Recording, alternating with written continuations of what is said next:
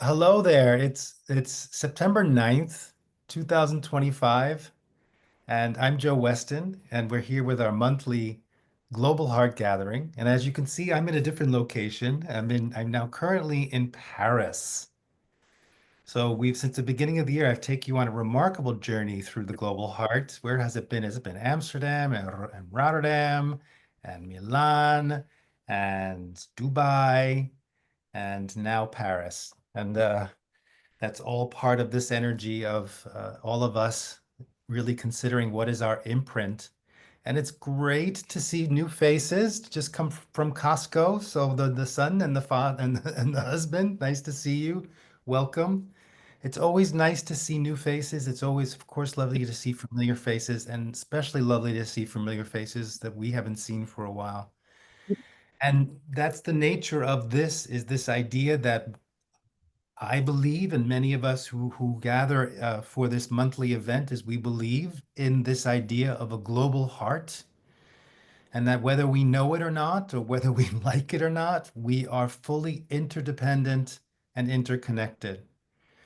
And whether our awareness is aware of that, it doesn't mean we're not interconnected and interdependent. And I think that that's a lot of the work that we're doing is, and a lot of the struggles we have on this planet is what I hear often and through years in the various circles that I've been involved with, where people say, "Come back into the present." And I find that a charming thing because it's impossible to not be in the present. I'm studying different languages, so I don't know my double negatives anymore, and I know my negatives. It's impossible to not be in the present. We're always in the present. The problem is that we're not catching up with that in every moment. And a lot of the harm we do to ourselves and others is when we're stuck in the past and we're actually coloring the present moment from experiences from the past, or we're worrying and dwelling in the future. And I can track a lot of our struggles with that. And that it really is, it actually, the theory is very simple for us to get back into this present moment, to get back to the place that we currently are. That's where healing happens. That's where reconciliation happens. That's where new solutions emerge in the full present moment. That's where enlightenment happens, if that's a goal of yours. That's where love and intimacy happens. And that's where peace happens. So here we are in this moment on this day. I currently happen to be in Paris. I know many of you are in different parts of North America and Europe and other parts of the world. And as always, we're here to hold space together and try to make sense of what's unfolding on this planet. And in that process, to recognize what I fundamentally believe is that the world system as we currently know it is very clever at keeping us dysregulated, keeping us agitated, keeping us separate, keeping us polarized, keeping us feeling powerless. At the same time, it's doing a great job of keeping us isolated.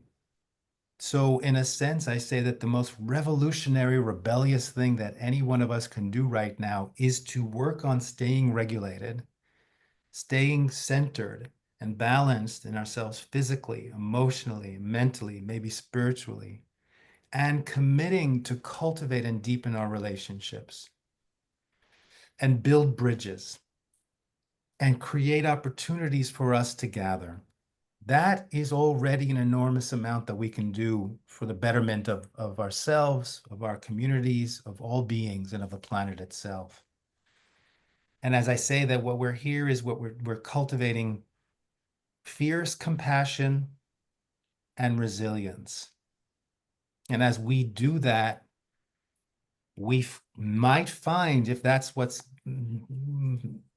percolating in our hearts, that sense of wanting to be of service, that sense of wanting to alleviate the suffering of others, the sense of wanting to see what purpose we have, what role can we play to enhance and to deepen the sense of civility, to remember our highest values, to remember a time when we weren't so polarized, a time when we weren't so aggressive outwardly, a time when we weren't so separated and where we really could still sit at a dinner table and have different views and it was okay and we could still love each other. That those times, believe it or not, really did happen and they weren't so long ago. And I bring that up as a way to help us remember, because to remember that it's all impermanent. What we're currently dealing with is not permanent. It doesn't exist on its own. What we're currently in right now is based on causes and conditions that came before it. They're results of causes and conditions that came before, and there'll be new causes and conditions that'll cause new results moving into the future.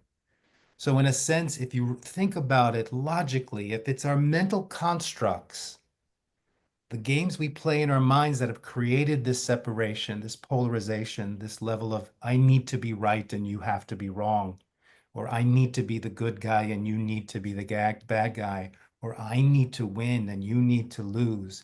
If we realize that we created that in our minds, then we can also realize we have the power to create something else in our minds and make different choices.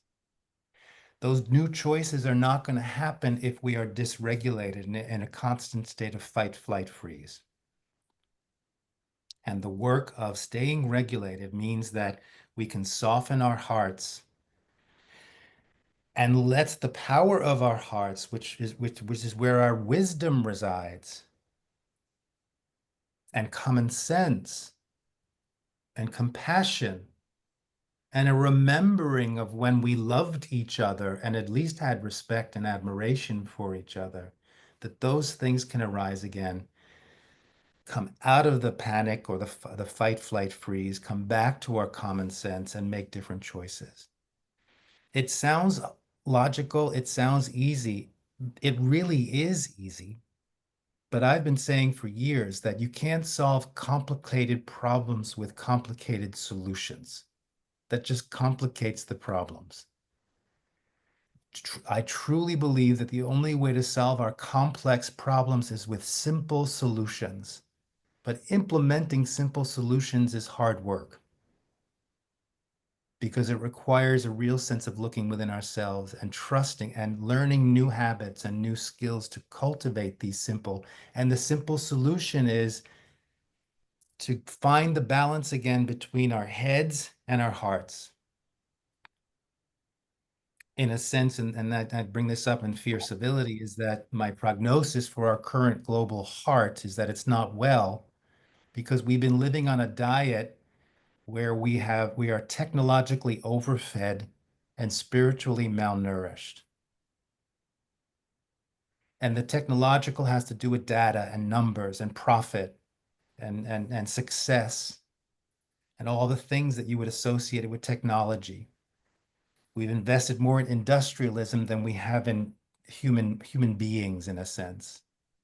And the spiritual nourishment doesn't have to be really spiritual or religious. It's simply our most humanistic parts of ourselves where we glorify and empower individuals, humanistic views of treating people with dignity and respect, with freedom, helping people find their value. And I'm not, and all of my work is about breaking this idea of polarities. I'm certainly not saying we need to, that technology is bad and spirituality is good. We need to get rid of technology and we only need to be spiritual. I'm certainly not saying that. What I am saying is that our diet is out of balance and we need to get back to a balanced diet.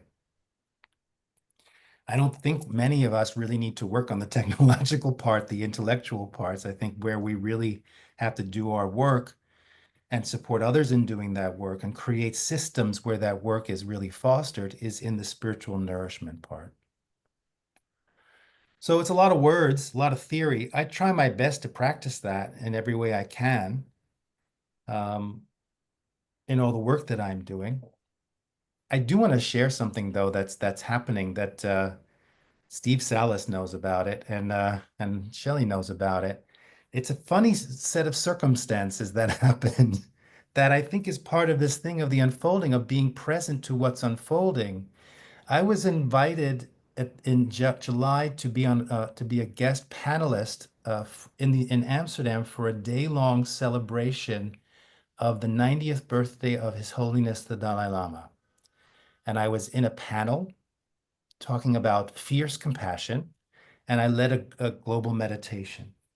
And at that event was a man who is originally from Italy and lives in Holland, who we got into great conversation, and he's doing remarkable work around the world, specifically in Europe, to help entrepreneurs, top business leaders, bring more sense of ecology and new ways of doing economy and business, more that's more in alignment with a more interconnected and interdependent world. Fascinating man. And we had coffee, as you do in Amsterdam, and we had a great conversation. I told him about my vision, about that I believe that if we want to cultivate new systems in ecology and sustainability and all of that, that we also have to upgrade our communication models. That many of us are still using communication models from 20, 30, 40 years ago. We also have to let those evolve as well. And he said to me, I'm bringing a delegation of of European business leaders to be part of a conference with the Pope, with His Holiness the Pope Leo, in his summer home. And Steve, how do you say it? Castel Gandolfi? Gandolfo. Gandolfo. And what Pope Leo, as you know, he is continuing the previous as Pope commitment to bringing more awareness to ecology and nature. And that's what this conference is about. So I am in a couple of weeks going to be at the Pope's summer house to be talking with the Pope. And I'm not saying that to really, I mean, I don't know what I'm going to be doing there. I'm just going to be listening and hopefully eating some good food and having a couple of good laughs. I thought about, since the current Pope is originally from Chicago, that'd be fun to try to get some Chicago pizza. Not current, he was born in Chicago. But I don't think that's going to happen. Anyway, I'm beginning to ramble. So I bring this up to say that I could never imagine that, or it unfolds. And I think that that is possible for each and every one of us when we offer the possibility of being of service, when we really commit to this idea of being in the present moment, to be of service to the global heart.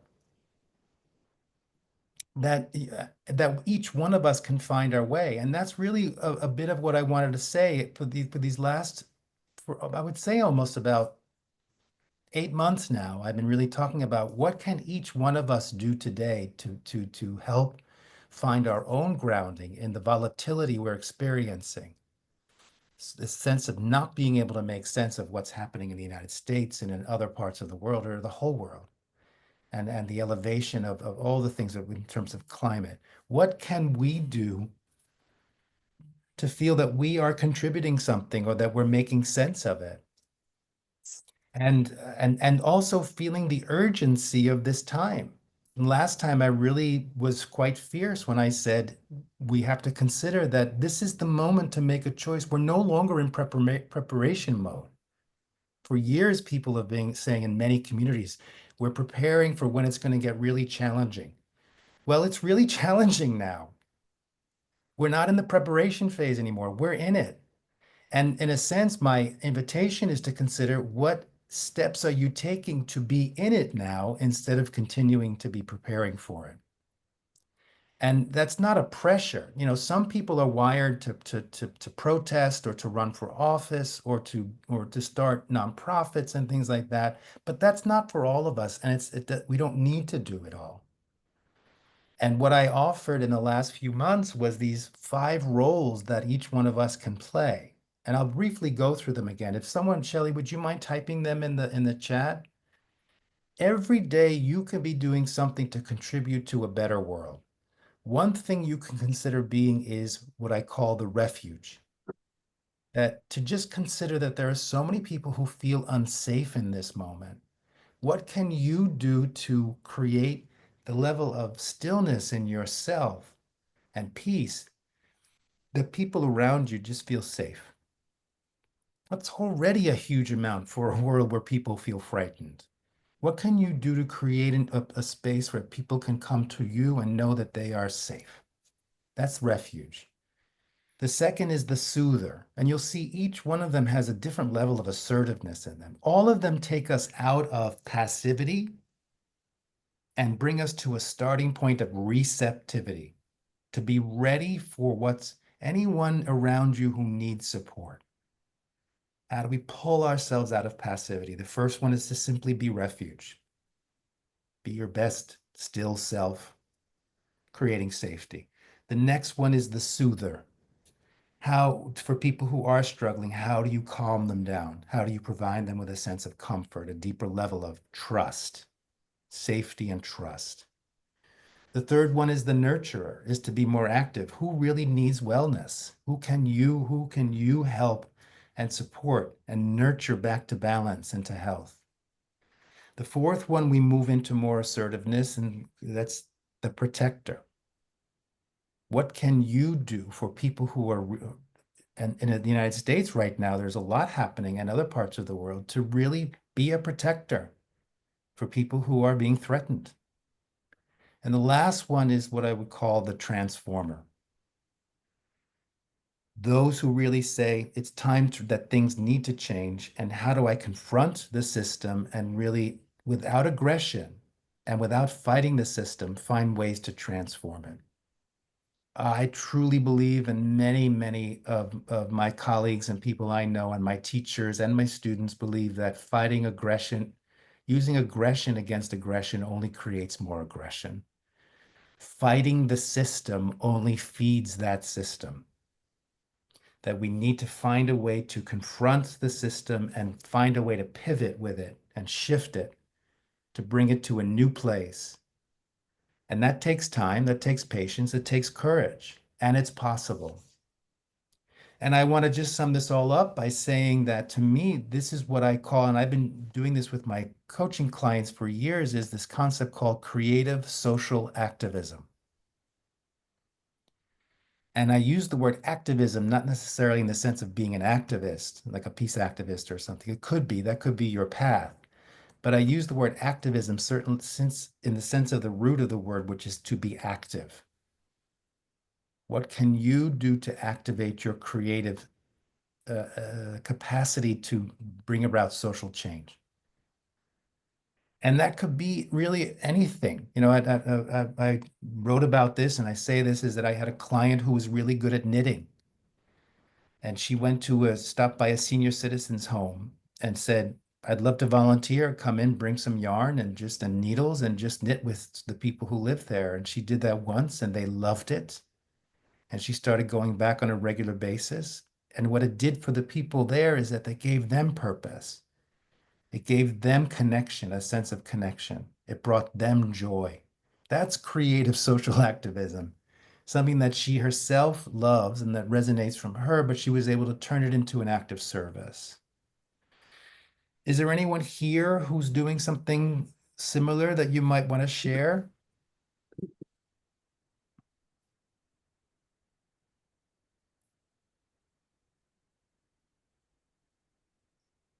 I know some of you are doing remarkable things. You might be a little shy to say it, but by saying it, it actually is an act of service, gives other people a chance to think, oh, okay, that makes sense. I can see that.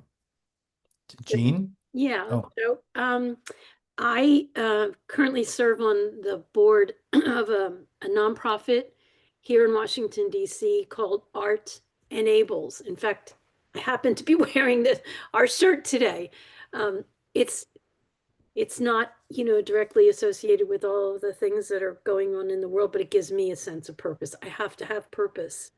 And so what we do is we train and house and promote the work of artists with disabilities in Washington, D.C. We're the only one of our kind here in Washington, but there are other organizations across the country with similar mission. So that's kind of what gets me jazzed up right now. When I roll off the board in a year and a half, I feel like I better have something ready. Mhm. okay. Wait a minute. What board are you falling off in a year and a half? Well, I'm in the second, the second, the second term of a three-term board, because we have limits. We have Right. term, I yeah, just want to make sure it wasn't more abstract. That's all. yeah. I didn't fall off a board. No, okay. Well, that was literal. I was going the other way, but it's okay. It's okay. Yeah. Eugene, let's all take a breath. Lisa?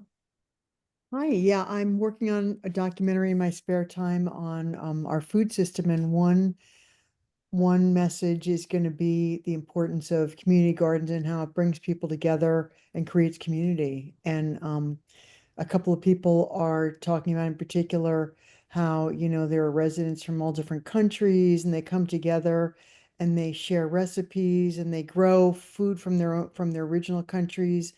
And I just love that part of it. And a lot of the whole thing actually was discovery for me. I mean, I learned so much just from making this film, so I can't wait to share it. Beautiful. Thank you. Take a breath. Ali? Um, yeah, I was like, oh, I don't have anything, but I just thought of something that might fit. Is well, I have this practice that's been emerging for me, which is kind of letting, anyway, I won't go into, but you could imagine letting my body move and vocal sounds come. And I feel that this is something that has value for me anyway. But it's a little bit, I've been a bit afraid to share it in the world because in the wider world, it just feels like that's a bit off the wall.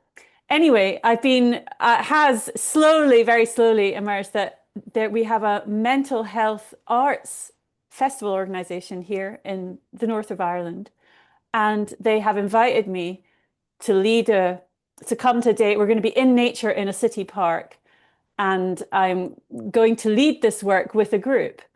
So I do think it'd be a contribution, but I'm also frightened as well, but maybe it's happening. Maybe my creative practices are going out, and I wish that may expand. Okay, let's hold that in our practice. So Ali, just in case, I'm sorry to have to tell you, first of all, you're here in a community of people who are off the wall, so welcome. And secondly, you've just announced it to the world, so there you go. Can I just add something to what Ali said? Ali, don't be afraid. You will be so welcome. And no matter what you do, will have so much meaning to the people who need your help. Thank you. Thank you. Okay. I saw a couple other people want to jump in. Sure, I Cindy? volunteer for a local hospice and they run a lot of free community support groups, and people don't know about it. People that are caregiving elders or disabled family or whatever. And so many services have started to be cut because of changes here politically, that it just feels all the more important to get the word out. And I've been visiting a few hospice patients again, not just sitting on interdisciplinary group meetings and things like that. So that's been a shift for me again lately. And excuse the shades and the dabbing my eye. I had eye surgery 2 hours ago. It's a little funny at the moment, but. You're just too cool, that's all. And I run a meditation group on Monday nights and Wednesday mornings. And I know that's where I go to for re-regulation. So Thank I'm you. happy to hold that space for others when I can. Okay. Thanks. Brad? Thanks for all you do, Joe. And that's so exciting. Tell us more when you I'll let you know. plate with the Pope. Anyone else? Yes, this is Kate. I've been working with youth, teens, and adults on the autism spectrum field and doing coherence healing. So I'm doing that 3 days a week. And I tell you, it's just been so enriching for me. Yeah. that, I mean, I can't even really put it into words, but I find myself that I am making time no matter what is going on to be present. And so that, I've always been attracted to that work. I feel like I'm a little bit on that spectrum myself. So it's just, that's what I'm doing right now. Community gardening as well. But yeah, that's my service. Thank you. Thank you. Let's take a breath. I want to just share a couple of things that it doesn't have to necessarily be out in the world with groups. Like, for instance, I have a friend who confided in me that they once a week they go in the middle of the night because they don't want anybody to know they're doing it. They go and they clean up the garbage on their street. And they purposely do it when no one knows it is watching them. I want to also share because it's the 25th anniversary of the memorial of a friend, dear friend of mine who passed away. And in the last 3 or 4 months of her life, I committed to sending her a postcard every day that said, enjoy the day. She got a postcard every day that said, enjoy the day. And that was a commitment. And I just want to, and I'm not saying it to praise myself, but to say that it doesn't have to be an organization or something. It can be as simple as a loved one, or your community. Did anyone else want to share before we do our practice? Okay. Okay, I was feeling kind of like, what am I doing for the world? I'm a therapist. I have a new grandchild who I put a lot of energy into with my husband. But I realized I have a dear friend who's been in a mental hospital for several weeks. And I check in with her every day and just send her love and talk to her when we can for an hour, about what's happening. And it made me realize that I'm doing something outside myself, outside my family, outside my work, that just is absolutely from love. Yeah. So thank you for telling your story to remind me. Yeah. That that's important. It is. And just because you've been involved with this for so long, I'll give you a little test. What would you say that what you're doing is how would you categorize that in one of the five? The refuge, the soother, the nurturer, the protector, the transformer. Are you asking me? I'm asking you, yes. Oh, um, I think all of the above, yeah. Okay, that's It a good feels answer. like all of those things. Okay, yeah. I want to just bring that up that the things we're doing is that to start thinking in terms of these categories, because the more you can think of it and start and categorizing it, then you can it might bring you into action quicker. This idea of who needs safety right now. I'm going to step into my refuge. Who needs a little nurturing? I'm going to step into my nurturer. Who needs protection? I'm going to call out my own protector or do I need protection? It doesn't have to just be for others. It can also be how am I refuge for myself? How am I soother for myself? Nurturer for myself, protector for myself, transformer for myself. So And because yeah. she was injured in an environment, I'm working on the transformative piece. That's an ongoing piece. Yeah. And so I appreciate that. I appreciate you bringing those in. Yeah. Okay. All right, let's take a breath and let's bring that into our practice. Took a little bit more time with the talking part, but I think it was good to get into the dialogue and to hear your stories and examples. I know there are more because I know a lot of you and you didn't share, and I know about the brilliant things that you're doing in the world. I hold that in my heart with reverence and honor.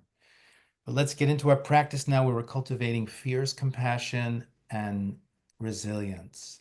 And remember, our definition of resilience is cultivating the components of presence, awareness, balance, and flow.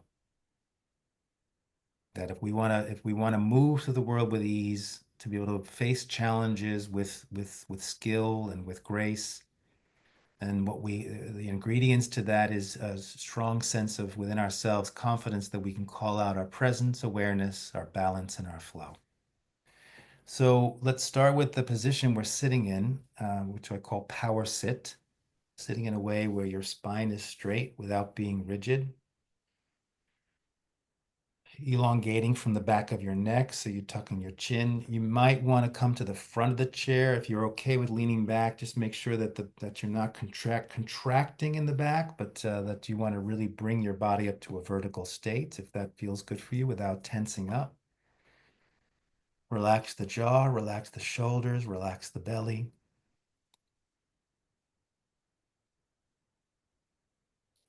Power sit.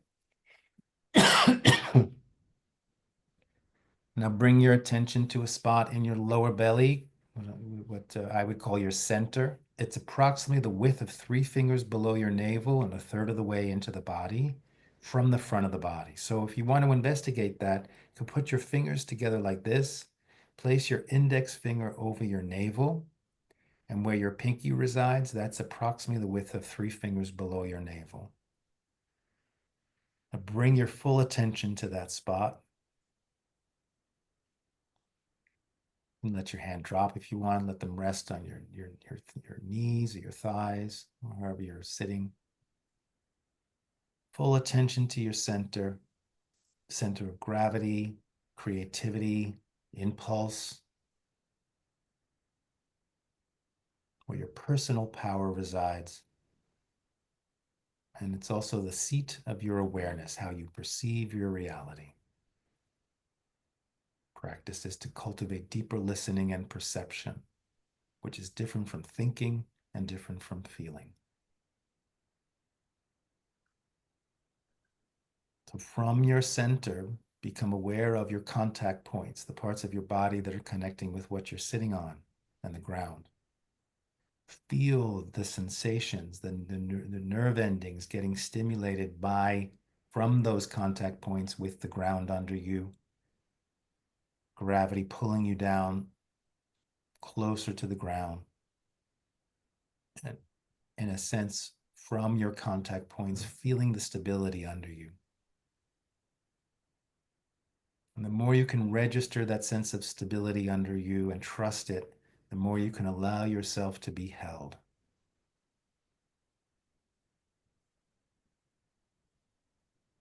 And that's a tremendous gift to yourself, is to take a moment and just let yourself be held.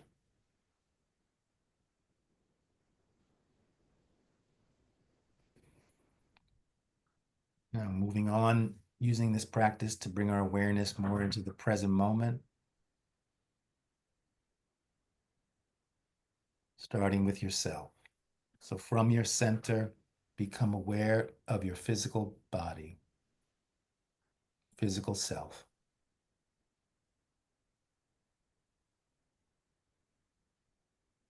In fact, all you're doing is from your center listening to your physical body, which always communicates from wisdom.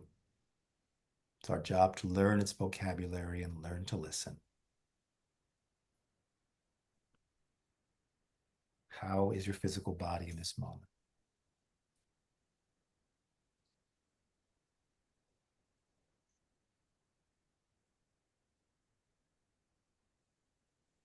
From your center, become aware of your emotional body. What emotions are you present to in this moment?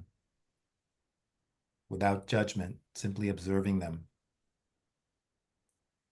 And with your breath and your flow, give them a chance to flow if they want to flow.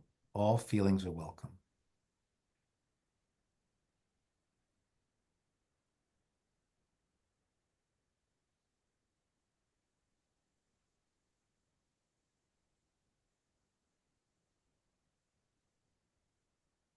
From your center, become aware of your mental body, your thoughts. Not necessarily what you're thinking, but observing from your center the quality of your thoughts, the rhythm, the tempo of your thoughts.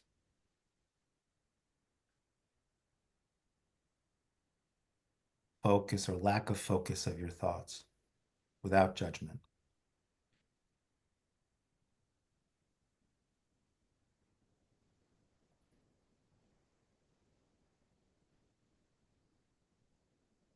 And maintaining a connection with your center, your place of personal power and awareness. And now bring awareness as well to the middle of your chest where your heart center resides, which holds your heart power, respect, compassion, your highest values, connection.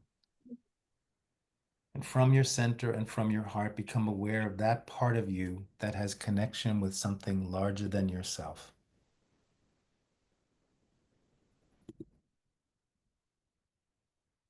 From that part of you, connecting with your heart and your core, notice what your connection is in this moment to something larger than yourself. Could be something spiritual, could be humanity, universe, love. Allowing that to flow down into you in a sense, and the power of being held by Mother Earth under you to flow up into you, filling you up, allowing that awareness from your heart and center to flow out into your own personal space, out to the outer limits of your own personal boundaries in all directions, behind you, above you, under you. And with this awareness of self in this present moment, from your center and from your heart, take a full breath in through your nose and out through your mouth, allowing energy to flow and emotions to flow. Building on this present moment with your awareness, staying connected to yourself, and now from your center and from your heart, become aware of your surroundings without using your eyes. In all directions, how much of your surroundings can you register? Sounds, smells, light, temperature, objects. Considering how you are being influenced by your surroundings in this moment.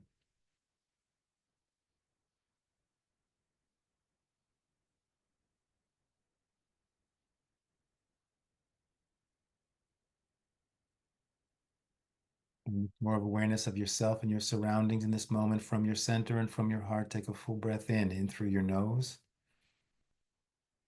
and out through your mouth. And building on your awareness of this present moment and stretching the capacity of your heart without overtaxing yourself. From your center and from your heart, become aware of those in this meditation circle, those who are holding space in this moment in various parts of Europe, various parts of North America, as well as other parts of the world. Can you expand your awareness from your heart and from your personal power, your core, to connect with their heart and their core? And notice how that feels.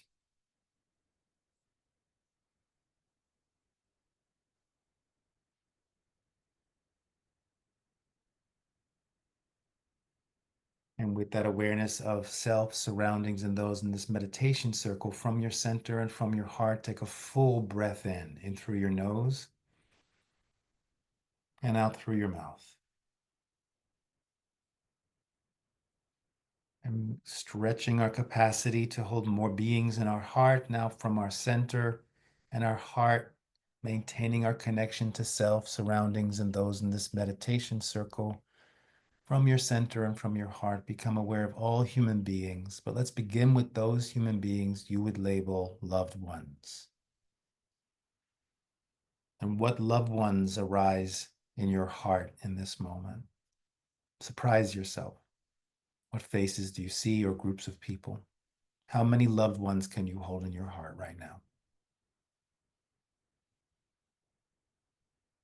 Does that stretch open your heart more? Does that contract your heart?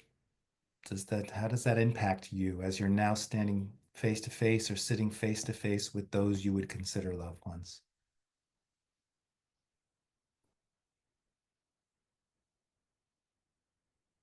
And just in this moment, from your heart to their heart, simply ask the question, how can I be refuge for you?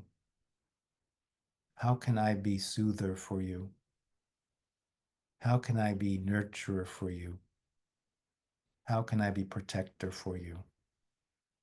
How can I be transformer for you? You may get an answer, you may not.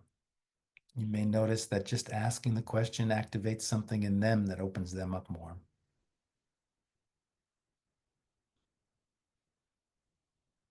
And from your center and from your heart, become aware of those human beings you would label stranger. Who arises in your heart?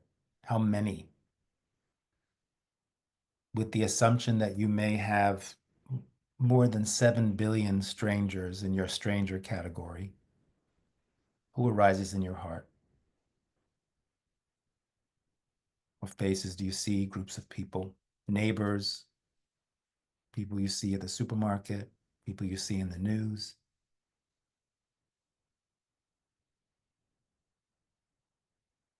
And as you stand face to face with them, ask the same question. How can I show up for you in any one of these 5 roles? Refuge, soother, nurturer, protector, transformer. Notice if it has an impact on them.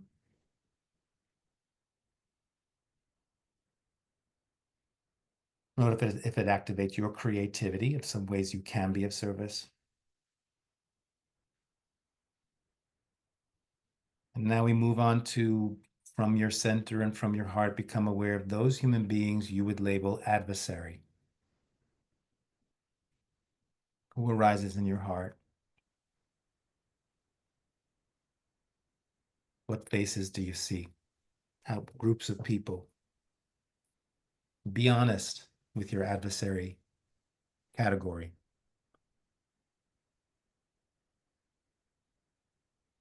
Does that contract your heart more? Does it open your heart more?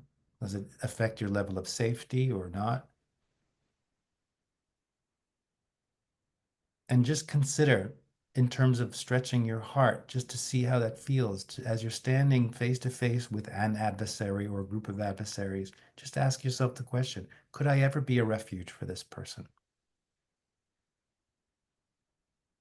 Make it a good one. Could I ever be a soother for this person?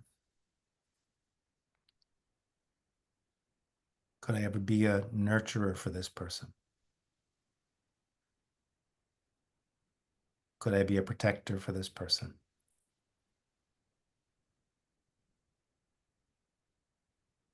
And what would it look like for me to be a transformer for this person?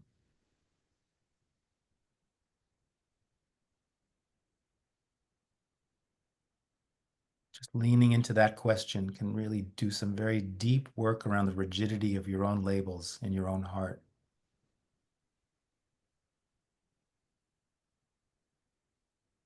Notice if it shifts something in you, if it shifts something in them.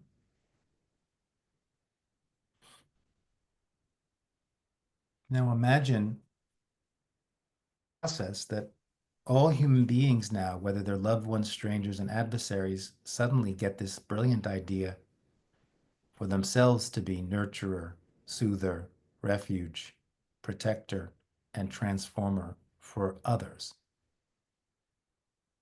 Just imagine the impact that that would have spreading through the world. And imagining if every human being chose to be committed to be a nurturer and protector for all creatures on this planet and for the planet itself.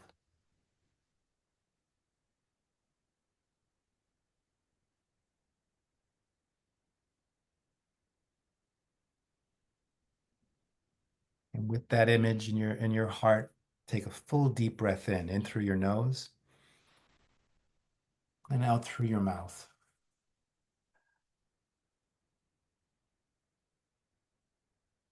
Now allow all human beings and all creatures and the Mother Earth herself flow into your heart as you bring your awareness back to those in this meditation circle.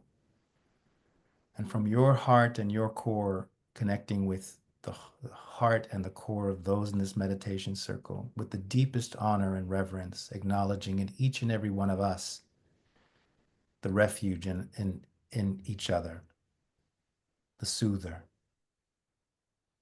the nurturer, the protector, the transformer. Allowing all those in this meditation circle to flow into your heart as you bring your awareness back to your surroundings.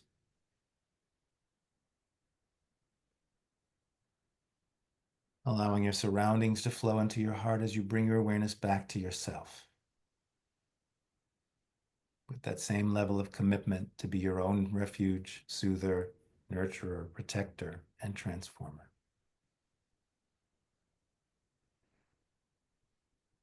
Allowing the benefits of this practice to flow into every single cell of your body, activating and enlivening every cell.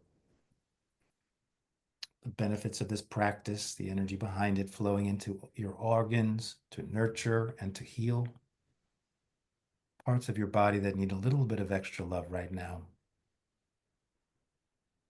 Truly healing.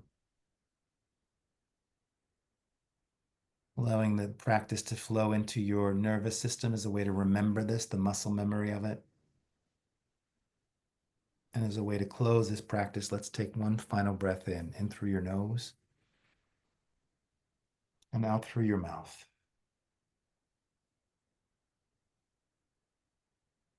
When you're ready, slowly open your eyes, look around the room, stretch your body a little bit, shake it out. Imagine walking this into the world, that sense of who you are right now. And the more you practice this, the more you will be able to do that without having to even think about it. So we started with a motivation. We had a chance to discuss, we share, we did our practice. Now we have a few minutes to reflect before we close. Is there anyone who wants to share what's on your heart based on what we were discussing or from the practice or anything else that came up? Tori, so lovely to see you manifest in the midst of our meditation. I like to share a new discovery. I realized that I can be all that I can play all that 5 roles to my loved ones, but I realized I can also ask them to play that role for me. And then I discovered, hey, that's the difference between the strangers, because it's not safe enough for the strangers. I don't know them. And the loved ones, I can ask, they can say, no, it's okay. But it's, in Dutch you say, wederkerig. I don't know the word in English for that. Reciprocal. Yes, yeah. So I loved it. Me too. For you.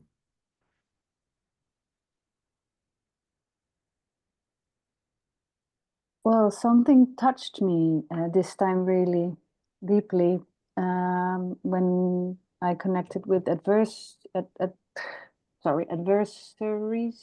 How do you say it in English? Adversaries. Okay. Adversaries, yeah. Adversaries, yeah. The first, there were no faces I know, but there were these groups of people who are very violent to nature in this area. And it, oh, get a cup of tea, sorry. It really, it touched me deeply because I realized I cannot be almost any of these roles except for the transformer, and not doing anything for them, but being who I am and doing what I'm doing, which is nurturing and protecting animals and nature here, where I'm busy regenerating soil and everything, and sharing my way of living with my surroundings. That's the only thing I can do, and it feels like letting go of a lot of people actually in that way, because I feel I can't reach them in any other way than being who I am and doing what I do without talking to them about that, as to put it very well, well, like that. So it really was touching for me to see this this time. Yeah. Beautiful, thank you. It's strategic in a sense of just to say, okay, I'm not going to reach them now. I have a lot, I can be me and I can be me, and I've got plenty of loved ones and strangers I can be focusing on, and eventually I can get to them, maybe. Or they just, or through me being who I am, they might transform. That's what I felt like. The only thing I can do is being me, which might transform something in them, or that's what I meant to say. Yeah, thank you. Beautiful. Thank you for the work you're doing. Yeah.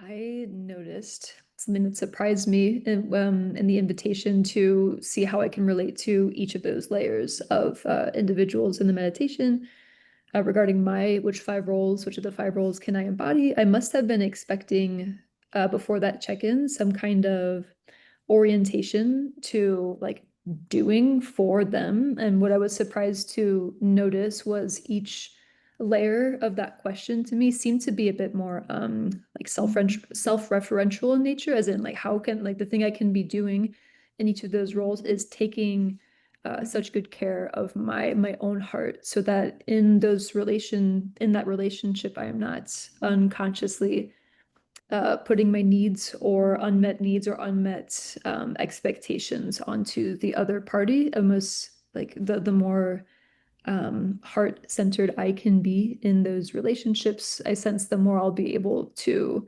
step into those roles in a way that's actually effective and supportive to the other party. But then I was also noticing this inclination of like, ooh, does that just feel like me like pulling in and like running away, like kind of like disengaging? So I was noticing that question. I'm open to challenge or influence there too, but those are my reflections.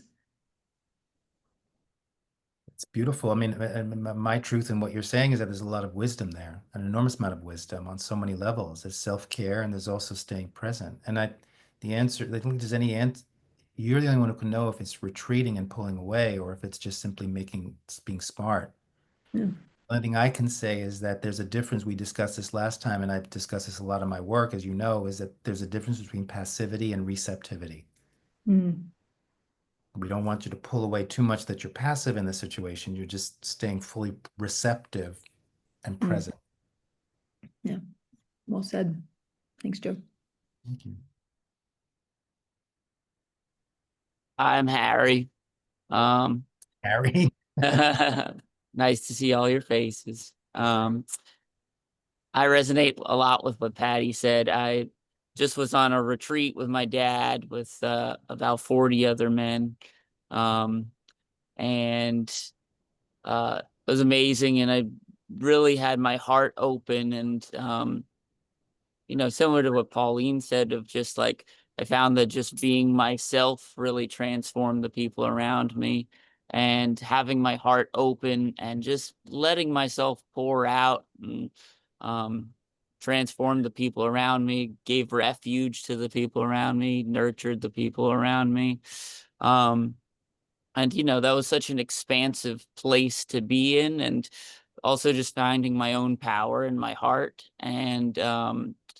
And then just during that meditation, it was like, oh, wow, this is a way I can further open my heart and strengthen it. And when we got to the sort of expanding to the world, all of a sudden my body just was like, not right now, this is too much for you right now. I just spent the weekend in a extremely expansive place, and I'm in a contraction right now.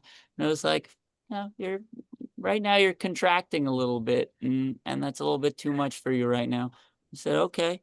And I sort of came back to earth a little bit, and I just decided to pray to God. It's like, can you handle this for me? Can you contribute in the way that I would like to be right now? Can you, for all those people in the world that I feel like I can't open my heart to, can you nurture them and provide protection and all of that and transform them? So I sort of just put it in God's hands instead, because I felt like I needed to contract a little bit. So thank you. Wow, Harry, you're a wise man there. Thank you. I love how you're in such close relationship and collaboration with God that you've got each other's back. I just think that's great. Can't be in control all the time. Thank you, Joe. Yeah. Allie? Yeah, I guess one thing I was really noticing was I would maybe say it was around the role of protector. I know Pauline was just talking about protector, because I guess a way I'm trying to make sense, I'm just meeting fierce compassion and the different roles and for the first time here. But for me, I guess I have an idea I feel like all those roles are in me, in my system. And I also feel they have kind of wise or more skillful manifestations, and that's the way I like to, and ones that are not so helpful, for example. So they can there's a spectrum, and they can be really, So anyway, when we started the practice, I mean, what was coming up was actually a lot of rage, and like we were at the lower belly area, and my fists were clenched, and I was just like, and I actually see that as my protector, perhaps. I'm not saying I know. And sometimes that protector has gone a bit out of balance. So I feel it's being a really fierce protector, but like maybe a bit too much now. Like maybe I'm getting older and I'm ready to. So anyway, I just want to say that the protector for me is not always protecting the other, or maybe you would say this, Joe, anyway, but it's, for me, the protector is sometimes like a no, and in the adversary, I imagine someone who has kind of turned to a bit of like meanness, they're being cruel.